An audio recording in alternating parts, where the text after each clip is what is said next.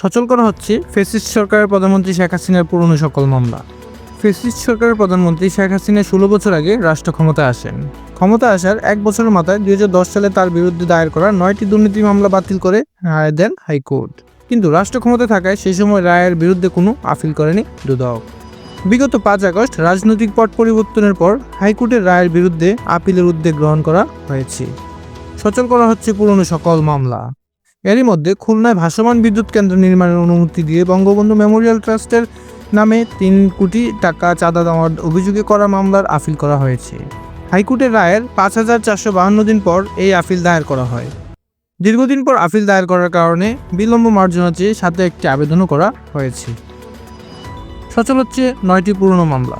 যুদ্ধজাহাজ ক্রয় দুর্নীতি মামলা, মেঘনাঘাট বিদ্যুৎ কেন্দ্র, নাইকু, ভাসমান বিদ্যুৎ কেন্দ্র, ব্যবসায় পরামর্শক নিয়োগে দুর্নীতি মামলা, রয়েছে নব থিয়েটার দুর্নীতির অভিযোগে করা 3টি মামলা ও মিগ যুদ্ধবিমান ক্রয় সংক্রান্ত অভিযোগের মামলা।